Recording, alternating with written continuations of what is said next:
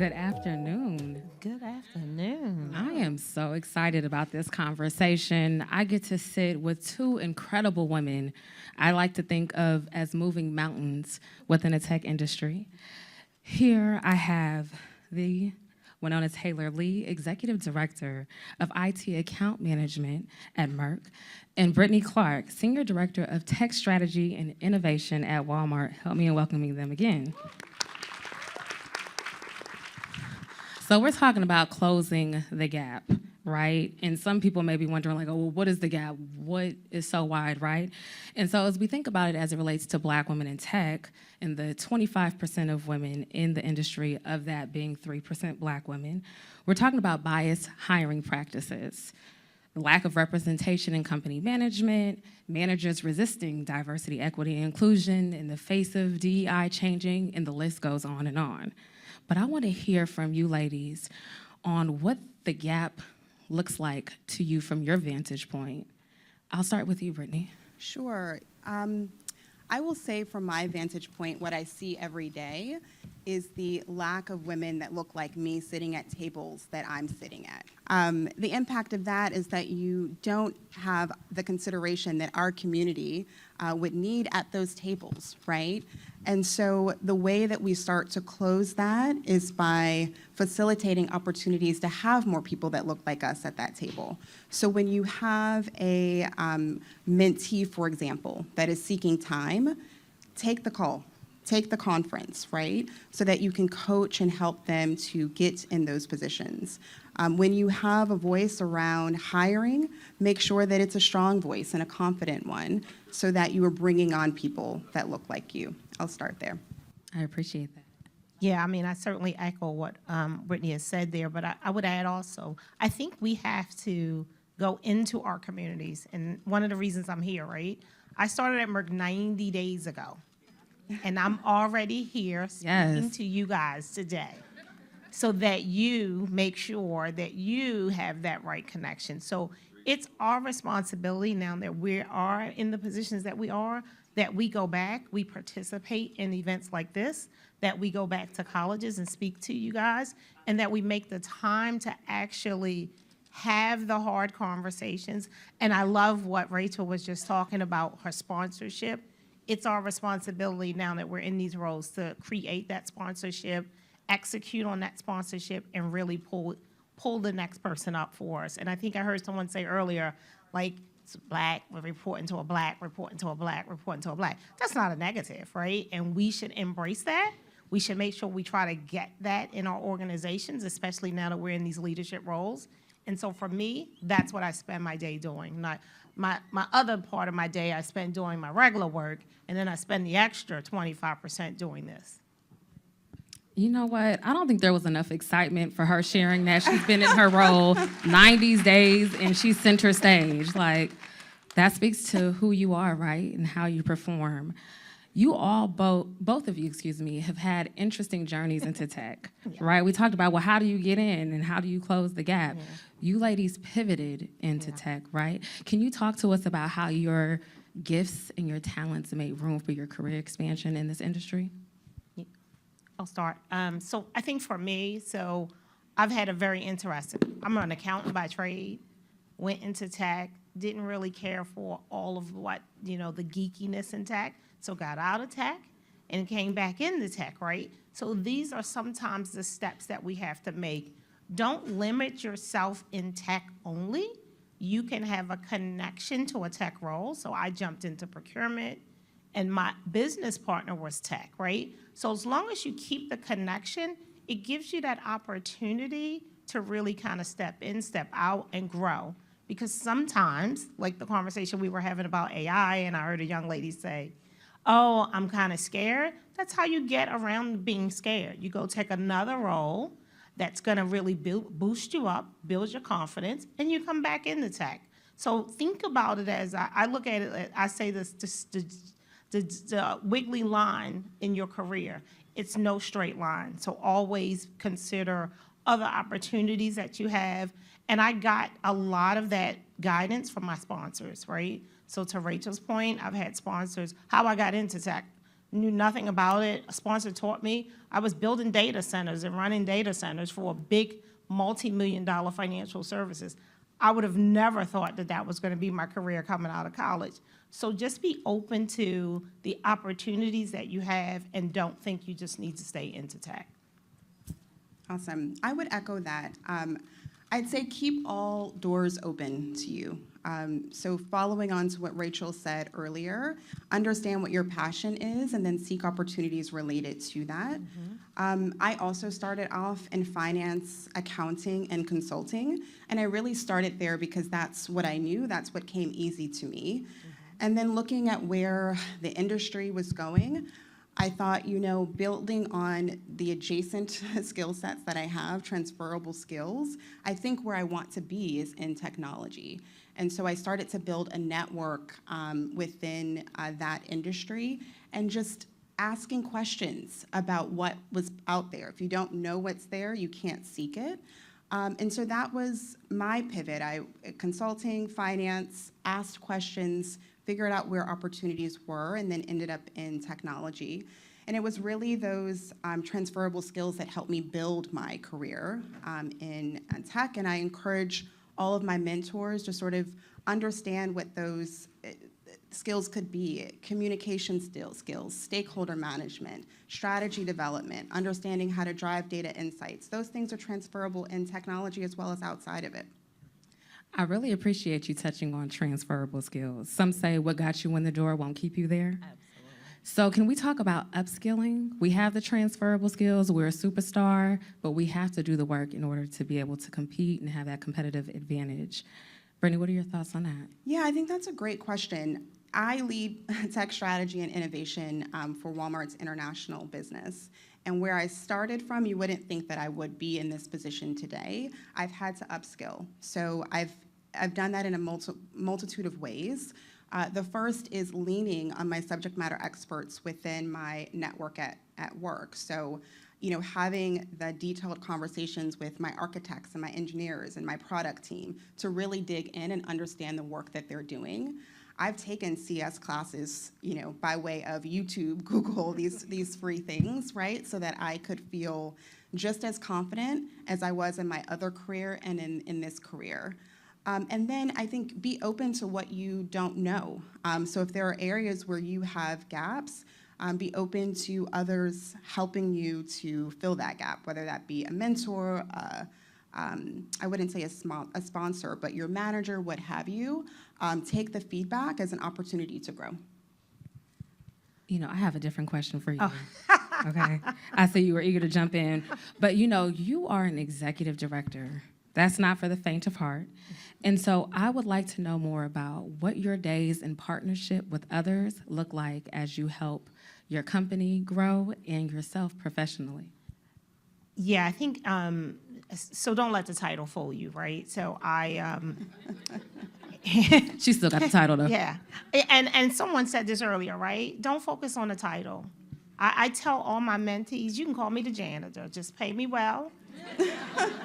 I really don't care what you call me, right? It's about the skills that you're gonna learn in that role, and then are you gonna pay me the right money, right? So don't hop on the title. But I think for me, I spend my day really leading. That's really what I spend. Helping my directors understand kind of how they need to execute, the stakeholder management that they need to execute on, helping them to understand how to set the priorities, but also helping them to understand how to grow. So I'm really big on helping my team lead and leave. Let me say that again, lead and leave. If you're still with me in 5 years, I have not done my job, right? You should be moving on. I should be helping you learn it to leave me.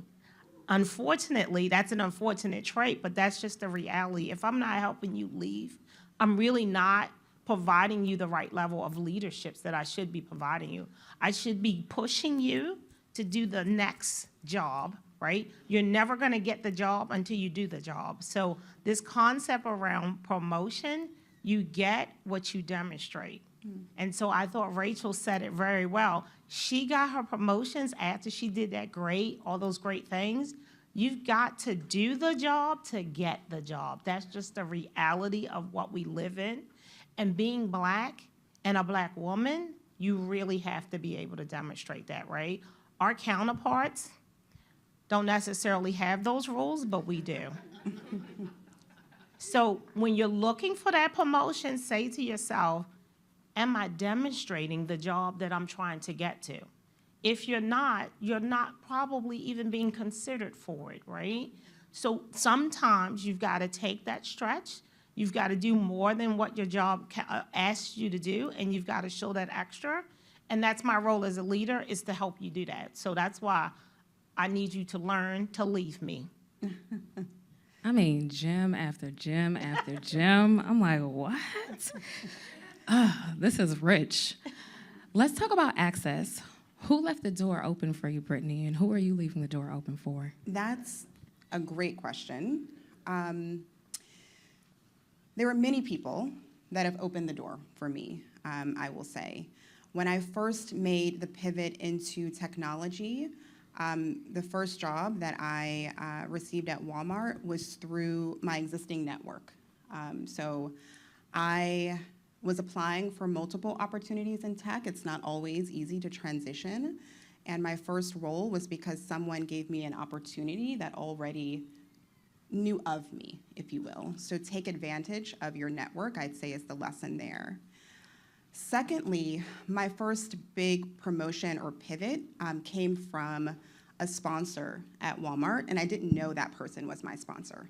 They were speaking highly of me in rooms that I wasn't in, and that's where I first learned who and what a sponsor was.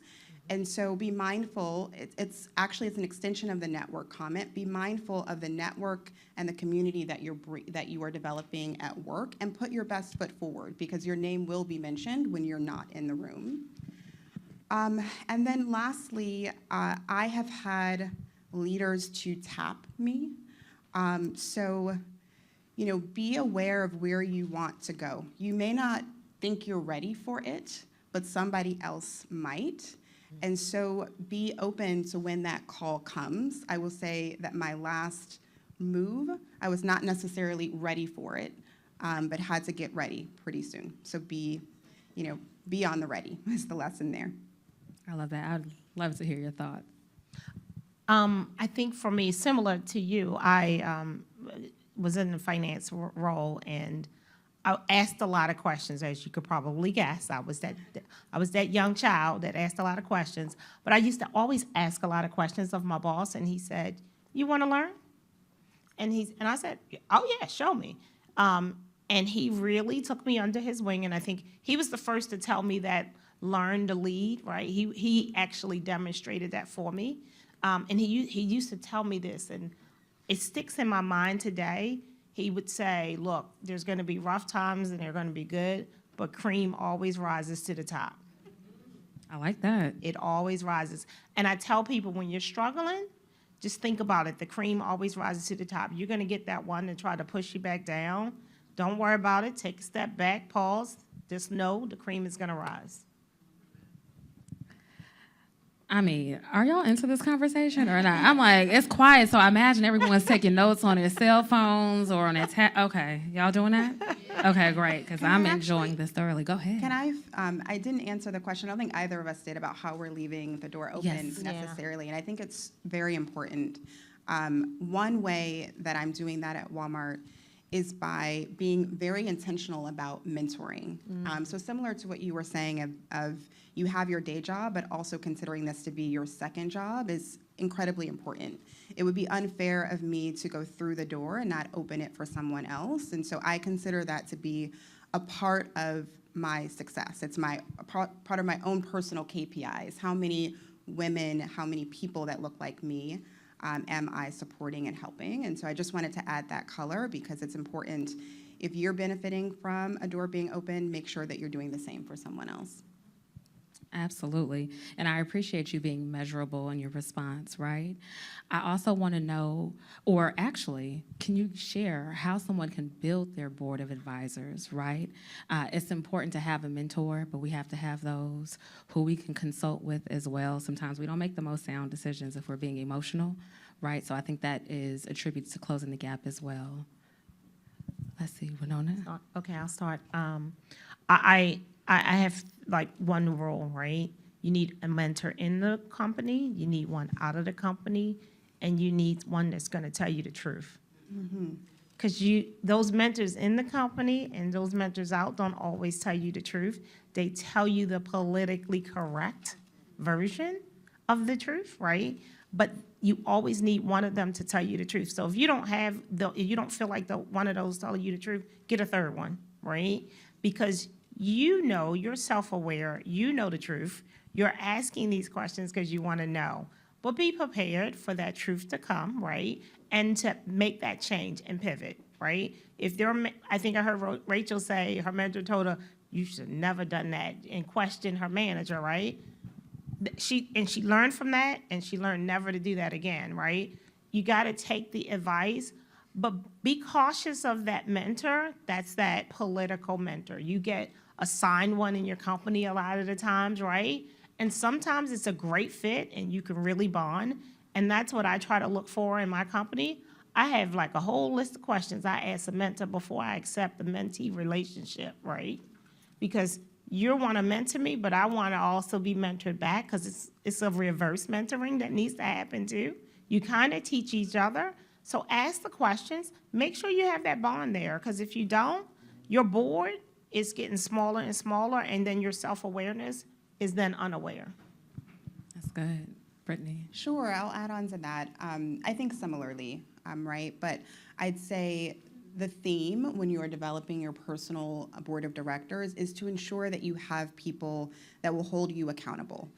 So they, develop your list of goals, be clear with them about where you want to go, and have people on your board of directors that you trust to make sure that you are accomplishing those goals. It shouldn't be a checkbox. These should be people who know you, know your potential, and have a clear understanding of where you want to go. And let me just add, I'm sorry, don't expect your mentor to be your sponsor, okay? Those are two separate roles, right? And so your mentor really is there to help you understand and guide you through your current situation. Your sponsor is the one, as she said, is behind the door, that's really talking and really promoting you.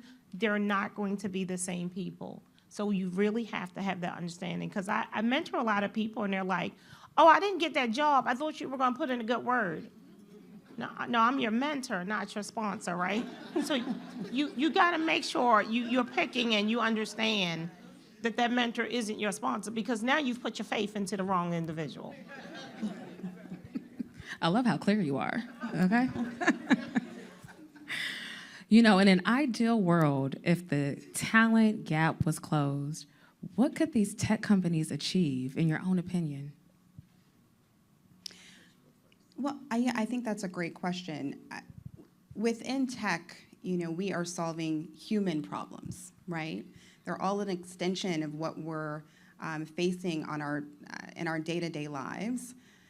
The impact there is that we can have a greater impact on more people, that we're seeing this, that the technology solutions that we are developing can solve the real issues that we're having around the world, whether that be hunger, whether that be areas within healthcare, whether that be areas within environmental area, if you will. So the real impact is getting to our solutions more comprehensively and more quickly.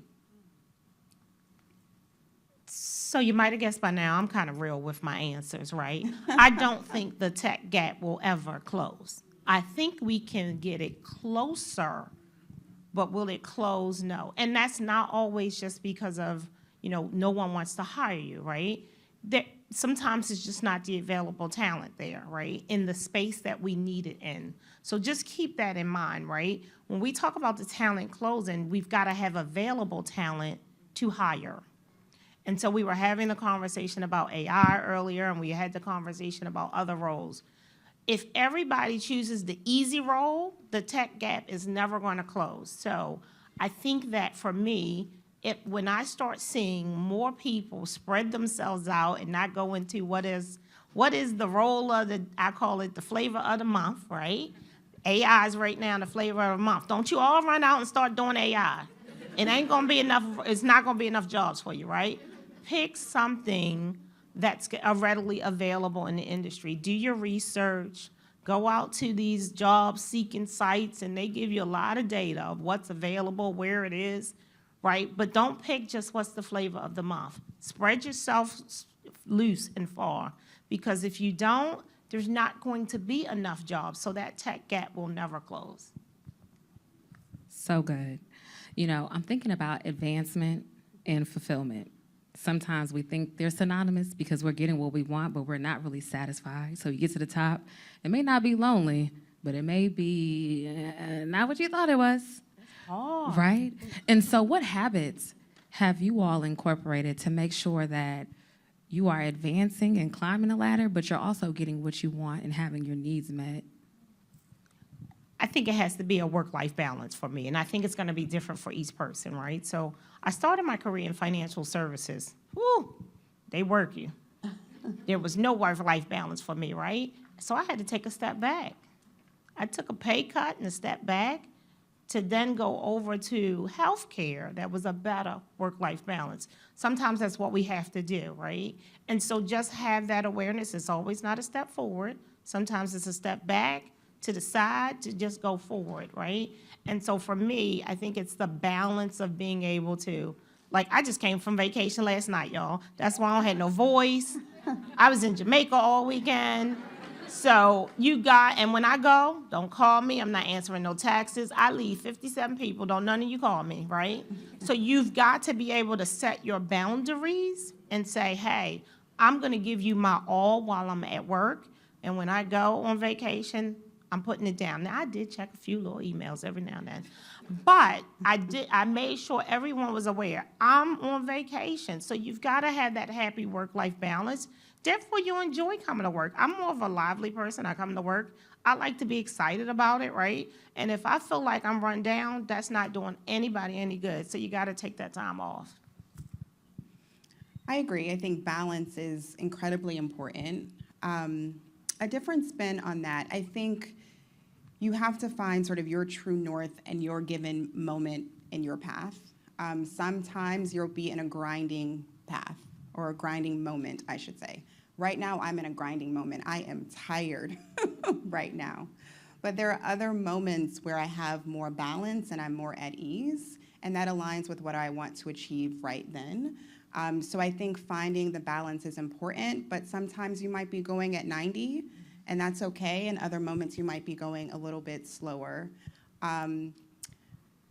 You just came back from vacation. I'm going to Barbados next week, and so I'm grinding and I'm tired now, but I know the light at the end of the tunnel, so I think finding that is important. Yeah. You know, I'm going to ask my final question because I think we're at Q&A time. Okay. We're nearing it. I want to know, what advice do you have for the aspiring, the established or the emerging in tech? And I'll give you a second to think about it. So as you think about those who are looking to enter the industry, those who are there and trying to climb up the ladder, and those who are in leadership, what advice do you have for them? You can take one, you can take all three. Sure, I can start. The first thing that comes to mind, I try to be very metrics driven. So you talked about at the start sort of a couple of areas where making sure that we have diversity, equity, and inclusion is important. So I think, you know, taking those areas and holding ourselves accountable to where we want to go. So, for example, hiring. There's often this bias in hiring. In order for us to get to where we need to be, we need to make sure that we have a diverse applicant pool. We need to make sure that we actually have diverse evaluators as well. And so there should be metrics within our companies to ensure that we're not just checking the box, but accomplishing those things. I first started by saying that, you know, from my vantage point, making sure that we have other people that look like me in the room at the table is super important. So what are our company's metrics around that, for example? So for those that are aspiring, you know, to get in, have an understanding of the companies that you're looking to work for and where they sit against those metrics. Are these companies that really align with your values? And for those who are there, be that loud voice in the room that's making sure that we are accomplishing what we need to accomplish to close this gap within the tech industry. Yeah, not much I can add there, but let me think. I really think if you're aspiring to get into the tech world, you gotta stay on your development. Tech changes every day, right? You can't get stagnant. What you put in today, I mean, think about your kids. Like, you can get them an iPad today, and they'll know everything about their iPad tomorrow, right? So then they come out with a new version. It's the same with your career. Every day, you need to be learning something new. Don't be stagnant. If you're already in your career, you need to stay up and keep networking, right? Like, I think that's the message you heard from everybody so far today. Networking is probably the most critical step that you could do in your entire career, no matter what field you're in, and staying up on that network. I mean, I've worked in this New York, New Jersey area for 30 plus years. I see the same people. We run back into each other. We move companies. I can tell you right now, I probably had 12 jobs. Y'all gonna look at my LinkedIn profile and say, good Lord, she been all over the place, right? But I go all over, and I run right back into the same people, because you keep your networking, and then we're all in the same business. If you're in tech, you're gonna run into the same people, unless you go on the other side of the country, right? So keep your network. Those who have gotten laid off, I know they talked about it earlier, your network's gonna be the best thing to find you a new job. And I told somebody this, I ate lunch with some young ladies today, and I said, look, what she told you about staying and getting hiring, I interviewed 5 times last year, just to interview. But that's how I got this job.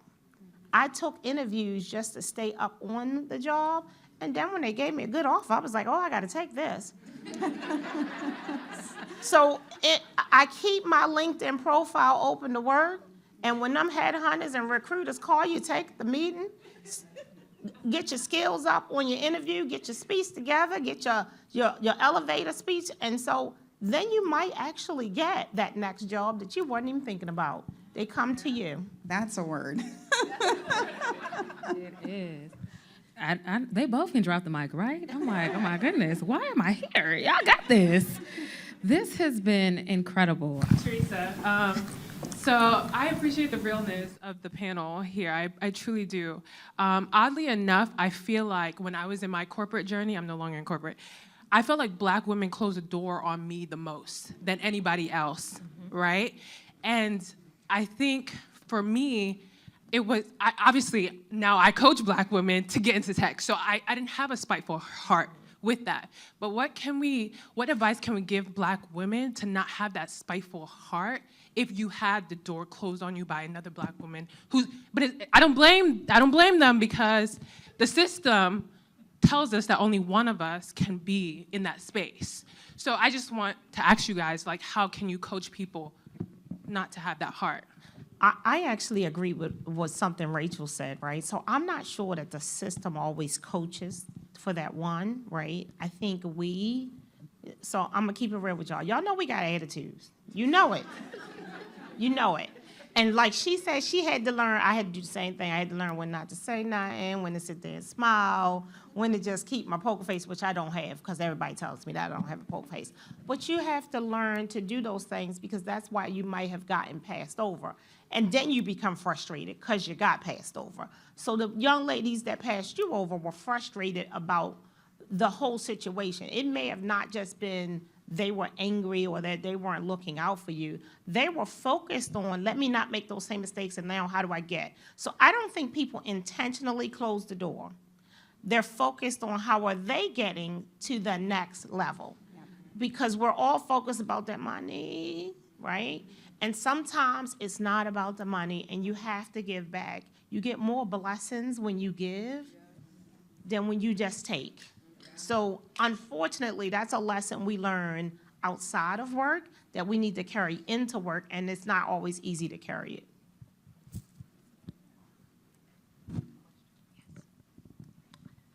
So We've spent a lot of time, Joyce Turner from Axiom and IPG, I lead IPG Solutions for Axiom Corp, our data and tech arm. We spent a lot of time talking about corporate, and yet you ladies are at transformative companies in biotech and commerce. If you were to place one bet that is life-changing for everyone in this room, what would be that bet, and what advice would you give all of us, given this moment in time where it looks like a transformational horizon?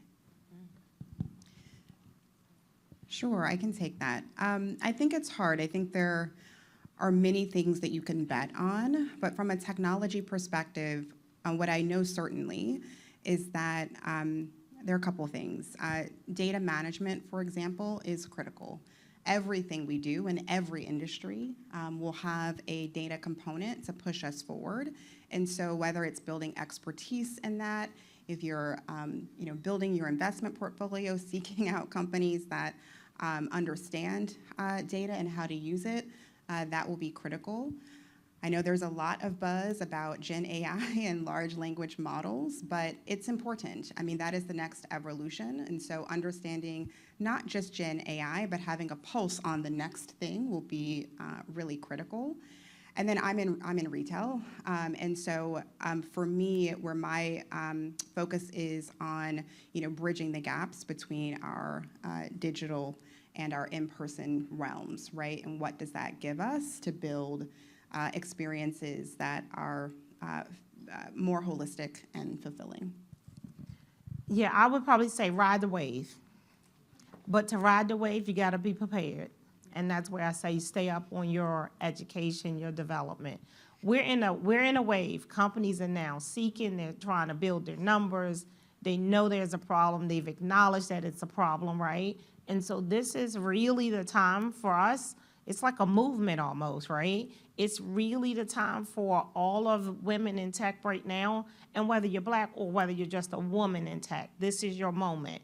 But to seize that moment, you gotta be educated. They're not gonna hire just to hire you, right? So get out there, get yourselves trained, stay up on the latest technology, keep developing, because now is your time to get the foot in the door. And once you get in there, kind of take what you've learned today from all the different speakers, because I think they were all great, and a lot of things were like repeating from each session. Once you get in there, then you gotta, really show that you can do the work. But ride the wave. Our final two questions, this young lady here and then a brother at the back. I got a brother that wants a question? No. You asked for questions? No, I said I got a brother that got a question. I'll go quick. Okay, so I'm Jalila Scipio Suarez. I'm a Senior Director of Transformation Program Management at Salesforce. Okay. And so my question for you ladies is that we heard a lot of other wonderful ladies also get up today and talk about networking and how important it is to network in order to, really open doors in your career.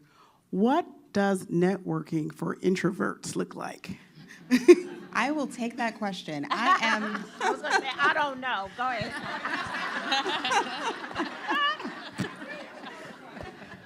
I am an introvert, true and true. And so it is difficult. It is difficult.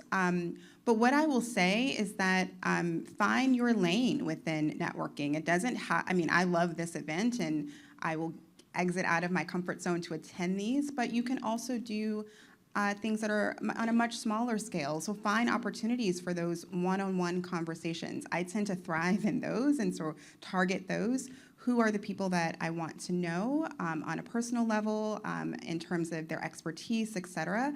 Build that short list and connect with them in a way that feels more comfortable for those that don't like to be in a space with a lot of people or in a public space or what have you. I don't know, but I'm gonna give a little bit of advice here. I would say, to Brittany's point, right? I think I do the most networking at social events, right? So extend yourself into these opportunities and volunteer to be the people who pick up the chairs, and that's how you meet people. Or your company has an extra event and they need volunteers. Do that. It doesn't have to be a formal networking event. You can meet people anywhere. I meet people on the bus. My husband says I just talk to everybody. right? And you just never know where you're gonna meet that next person who might have that job that you need. Our last question here. Good afternoon. Good afternoon. My name is Emmett Jiggy Jones, Fox News Digital. Okay. I definitely want to thank you, ladies. First for the application of your aptitude throughout your careers, and obviously you're on the panel today and you're sharing your expertise and your gems. So you're definitely the cream of the crop. Now, my question is, how have you defined success throughout your careers, and how did that definition change from when you started to now? I can take the first. I wouldn't say I'm successful. So I never look at myself as successful.